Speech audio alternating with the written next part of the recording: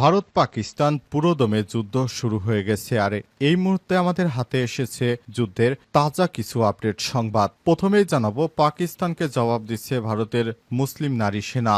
জম্মু এবং কাশ্মীরে সন্ত্রাসী হামলার জেরে তৈরি উত্তপ্ত পরিস্থিতির মধ্যে ভোররাতে পাকিস্তানে বেশ কয়েকটি শহরে একযোগে ক্ষেপণাস্ত্র হামলা চালিয়েছে ভারত। এই যুদ্ধে পাকিস্তানকে জবাব দিচ্ছে ভারতের এক মুসলিম নারী কর্মকর্তা। পাকিস্তানের বিরুদ্ধে পরিচালিত এই অপারেশনের নাম দেওয়া হয়েছে অপারেশন সিঁদুর। অপারেশনের পর এর বিস্তারিত তুলে ধরেছেন ভারতীয় সেনাবাহিনীর মুসলিম কর্মকর্তা কর্নেল সোফিয়া কুরেশি। এরপর জানাবো, পাকিস্তানে হামলার পর ভারতকে কাতারের বার্তা। উত্তপ্ত ভারত পাকিস্তান পরিস্থিতি, পাল্টাপাল্টি হামলার মাধ্যমে যুদ্ধে জড়িয়েছে দুই দেশ। এমন পরিস্থিতিতে ভারতের পররাষ্ট্রমন্ত্রী এস জয়শঙ্করের সঙ্গে ফোনালাপ করেছেন কাতারের প্রধানমন্ত্রী শেখ মোহাম্মদ বিন আব্দুর রহমান বিন জাসিম আল থানি। আল জাজিরার এক প্রতিবেদনে এই তথ্য জানানো হয়েছে। এ বিষয়ে গুরুত্বপূর্ণ সংবাদ থাকবে, সঙ্গেই থাকুন। এদিকে সানা আন্তর্জাতিক বিমানবন্দরে ভয়াবহ হামলা। ইয়েমেনের সানা আন্তর্জাতিক বিমানবন্দরে ভয়াবহ হামলা চালাচ্ছে ইসরায়েল। ইসরায়েলি যুদ্ধ বিমানগুলো আজ সকাল থেকেই একের পর এক সেখানে বোমা ফেলছে। ধারণা করা হচ্ছে ইয়েমেনের আন্তর্জাতিক সানা বিমানবন্দরটি সম্পূর্ণ ধ্বংস করে দিচ্ছে ইসরায়েলি বাহিনী। জানাবো, যে কোনো পরিস্থিতির জন্য প্রস্তুত পাকিস্তান, বলছে প্রতিরক্ষামন্ত্রী। ভারতের কাশ্মীরে সন্ত্রাসী হামলার ঘটনায় উত্তপ্ত ভারত পাকিস্তানের মধ্যে সম্পর্ক। এরই মধ্যে ভারত ইতিমধ্যে পাকিস্তানে হামলা করেছে। এর জবাব দিতে পাকিস্তান সেনাবাহিনীকে পূর্ণ স্বাধীনতা দিয়েছে পাকিস্তানের সরকার। এরপরই তারা জানিয়েছে তারাও যে কোনো মোক্ষম সময়ে এই হামলার জবাব দেবে। এবং সর্বশেষ জানাবো, ছাত্রদলের বিরুদ্ধে 3 সমন্বয়ককে মারধরের অভিযোগ। ফেনী সরকারি কলেজ ছাত্রদলের নেতাকর্মীদের বিরুদ্ধে বৈষম্য বিরোধী ছাত্র আন্দোলনের এক নারী প্রতিনিধি ও 2 সমন্বয়ককে মারধরের অভিযোগ উঠেছে। রাতে জেনারেল হাসপাতালের সামনে এই ঘটনা ঘটে। এই ঘটনায় সকালে ফেনী মডেল থানায় অভিযোগ করেছে ভুক্তভোগীরা। প্রিয় দর্শক, এতক্ষণ শুনছিলেন সংবাদ শিরোনাম, এবারে বিস্তারিত। তবে তার আগে বন্ধুরা, অনুরোধ থাকবে এই সংবাদটিতে একটি লাইক দিন। এই চ্যানেলে আপনি নতুন হয়ে থাকলে আমাদের সংবাদটি দেখতে দেখতে চ্যানেলটি সাবস্ক্রাইব করে রাখুন।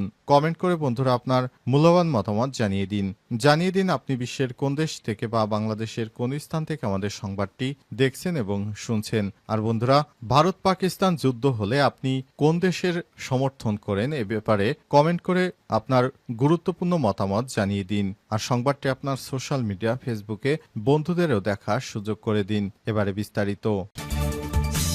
পাকিস্তানকে জবাব দিচ্ছে ভারতের মুসলিম নারী সেনা।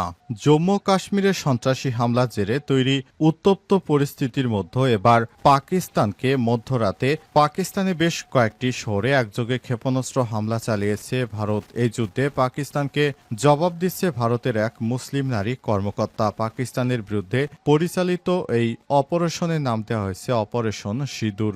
অপারেশনের পর বিস্তারিত তুলে ধরেন ভারতীয় সেনাবাহিনীর মুসলিম কর্মকর্তা কর্নেল সোফিয়া কুরেশি। বুধবার 7 মে ভোরে চালানো এই অভিযান নিয়ে এক যৌথ সংবাদ সম্মেলনে ব্রিফ করেছেন তিনি। পররাষ্ট্র সচিব বিক্রম মিস্ত্রির নেতৃত্বে অনুষ্ঠিত প্রেস ব্রিফিংয়ে কর্নেল কুরেশি ছাড়াও অংশ নেন আরেক নারী কর্মকর্তা উইং কমান্ডার বমিকা সিং। ভারতীয় সংবাদ মাধ্যমগুলো বলছে এবারই প্রথমবার দেশটির কোনো বড় সামরিক অভিযানের উপর আনুষ্ঠানিকভাবে প্রেস ব্রিফিংয়ে নেতৃত্ব দিয়েছেন কোনো নারী সেনা অফিসার। সংবাদ মাধ্যম ইন্ডিয়া টুডে বলছে অপারেশন সিঁদুর নিয়ে তাদের দৃঢ় বক্তব্য কেবল সন্ত্রাসবাদের বিরুদ্ধে ভারতের দৃঢ় প্রতিজ্ঞাই নয়, বরং সশস্ত্র বাহিনীতে নারীদের ক্রমবর্ধমান শক্তির প্রতিফলনেরই প্রকাশ। কে এই কর্নেল সোফিয়া কুরেশি? কর্নেল সোফিয়া কুরেশি ভারতীয় সেনাবাহিনীর কোর অফ সিগন্যালস এর একজন দক্ষ এবং সম্মানিত কর্মকর্তা। তিনি ভারতের প্রথম নারী সেনা কর্মকর্তা হিসেবে বহুজাতিক সামরিক মহড়ায় একটি ভারতীয় সেনা দলকে নেতৃত্ব দেওয়ার গৌরব অর্জন করেছেন। 2016 সালে তিনি এক্সারসাইজ ফোর্স 18 নামে ভারতে আয়োজিত বৃহত্তম সামরিক মহড়ায় নেতৃত্ব দেন, যেখানে 18টি দেশের সেনাবাহিনী অংশগ্রহণ করে। সেখানে কুরেশি ছিলেন একমাত্র নারী কমান্ডার। গুজরাটের বাসিন্দা কুরেশি বায়োকেমিস্ট্রিতে স্নাতকোত্তর ডিগ্রিধারী। তার তার পরিবার সামরিক ঐতিহ্য রয়েছে। তার দাদা ভারতীয় সেনাবাহিনীতে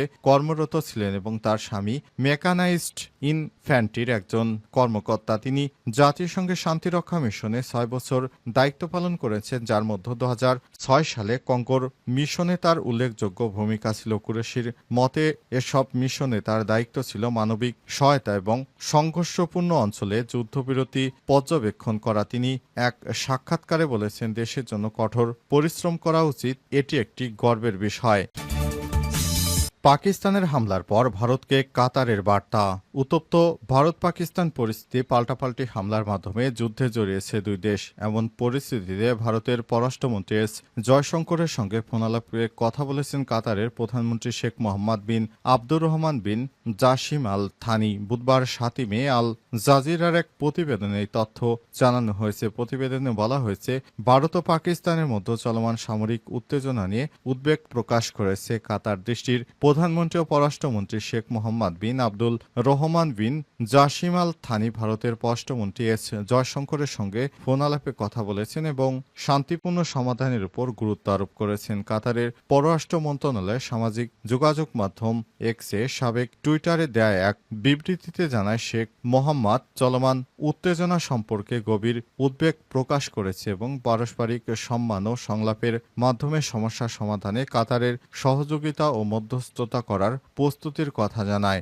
বিবৃতিতে বলা হয়েছে, কাতার বিশ্বাস করে যে ভারত ও পাকিস্তানের মধ্যে উত্তেজনা প্রশমনে একমাত্র পথ হল আন্তর্জাতিক আইন ও কূটনৈতিক আলোচনার মাধ্যমে সমাধান খোঁজা। শেখ মোহাম্মদ জোর দিয়ে আরও বলেছেন, সংঘাত নয় বরং শান্তি এবং পারস্পরিক সহযোগিতায় দক্ষিণ এশিয়ায় স্থিতিশীলতা নিশ্চিত করতে পারে। এই ফোনালাপ এমন এক সময় হলো যখন ভারতের অপারেশন সিঁদুরের মাধ্যমে পাকিস্তানে চালানো ক্ষেপণাস্ত্র হামলার পর দুই পারমাণবিক শক্তিধর দেশের মধ্যে ফুল স্কেলে যুদ্ধের সম্ভাবনা দেখা দিয়েছে। ইতিমধ্যেই উভয় পক্ষই সীমান্তে সেনা মোতায়েন বৃদ্ধি করেছে এবং কূটনৈতিক সম্পর্কের আরও অবনতি হয়েছে। এ সময় কাতারের পক্ষ থেকে এমন বার্তা এলো। সানা আন্তর্জাতিক বিমানবন্দরে ভয়াবহ হামলা। ইয়েমেনের সানা আন্তর্জাতিক বিমানবন্দরে ভয়াবহ হামলা চালিয়ে যাচ্ছে ইসরায়েল। ইসরায়েলি যুদ্ধ বিমানগুলো আজ বিকালেও সেখানে একের পর এক বোমা ফেলছে। ধারণা করা হচ্ছে বিমানবন্দরটি সম্পূর্ণ ধ্বংস করে দিচ্ছে দখলদার ইসরায়েলি বাহিনী। ইসরায়েলি সামরিক বাহিনী বলেছে, হুতি নিয়ন্ত্রিত রাজধানী সানার আন্তর্জাতিক বিমানবন্দরকে পুরোপুরি অকেজো করে দিয়েছে তারা। একই সময় দেশটির অন্যান্য লক্ষ্যবস্তুতেও আঘাত হেনেছে। ইরান সমর্থিত গোষ্ঠী হুতি ইসরায়েলের উপর বারবার ক্ষেপণাস্ত্র এবং ড্রোন হামলার জবাবে বেনজাম নেতানিয়াহুর বাহিনী পাল্টা আঘাত হানার সিদ্ধান্ত নেয়। এর আগে রোববার বেনগুরিয়ন বিমানবন্দরে ক্ষেপণাস্ত্রে আঘাত হানে। এতে ইসরায়েলের ব্যাপক আতঙ্ক ছড়িয়ে পড়ে। মঙ্গলবার ইয়েমেনের হামলায় ইসরায়েলি বিমান বাহিনীর কয়েক ডজন বিমান অংশ নেয়, যার মধ্যে ছিল যুদ্ধ বিমান, জ্বালানি সরবরাহকারী বিমান এবং গুপ্তচর বিমান। অনলাইনে পোস্ট করা বিভিন্ন ভিডিওতে দেখা গেছে ইসরায়েলি হামলার পর বিমানবন্দর থেকে ধোঁয়া উঠছে। হুতি জানিয়েছে, হামলায় 3 জন নিহত এবং 38 জন আহত হয়েছে। এখনও হামলা চলছে।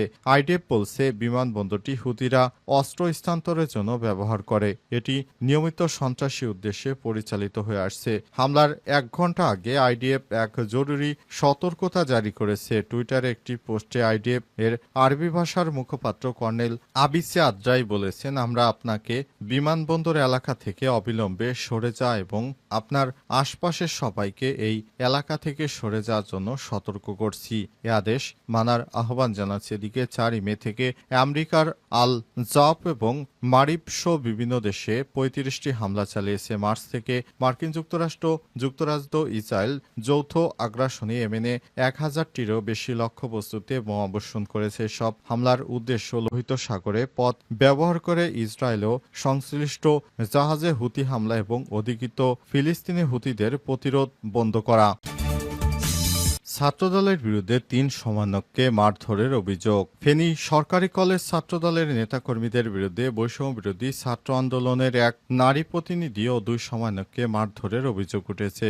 গতরাতে ফেনী জেনারেল হাসপাতালের সামনে এই ঘটনা ঘটে। এই ঘটনায় বুধবার সকালে ফেনী মডেল থানায় অভিযোগ দায়ের করেছেন ভুক্তভোগীরা। আহতরা হলেন আব্দুল্লাহ আল মাহফুজ, সালমান হোসেন ও নাদিয়া আক্তার খুশি। ভুক্তভোগীদের দাবি, এই হামলায় জড়িত ফেনী ছাত্রদলের সদ্য বহিষ্কৃত সিনিয়র যুগ্ম আহ্বায়ক জিল্লুর রহমান ও তার সহযোগীরা আহত সালমান আরও জানান, হাসপাতালে একজন রোগীকে দেখে ফিরছিলেন তারা। ওই সময় জিল্লুরের নেতৃত্বে ছাত্রদলের 15 থেকে 20 জনের একটি গ্রুপ তাদের উপর হামলা চালিয়েছে। এতে গুরুতর আহত হন তারা। বৈষম্যবিরোধী ছাত্র আন্দোলনের সাবেক কেন্দ্রীয় সমন্বয়ক ও জাতীয় নাগরিক পার্টি দপ্তর সম্পাদক সালেউদ্দিন সিফাত বলেছেন, কয়েকদিন আগে হামলাকারী ছাত্রদল নেতা জিল্লুরের বিরুদ্ধে চাঁদাবাজির খবর প্রকাশ করার পর এক সাংবাদিককে হত্যার হুমকি দিয়েছিল। এরপরও অভিযুক্ত ছাত্রদল নেতার বিরুদ্ধে কোনো আইনি ব্যবস্থা নেওয়া হয়নি। ফেনীর প্রশাসন এবং কেন্দ্রীয় ছাত্রদল এ ব্যাপারে কি পদক্ষেপ নেয় তা আমরা দেখতে চাই। পুরনো সহিংসতার সংস্কৃতি আমরা আর ফিরে যেতে দেব না।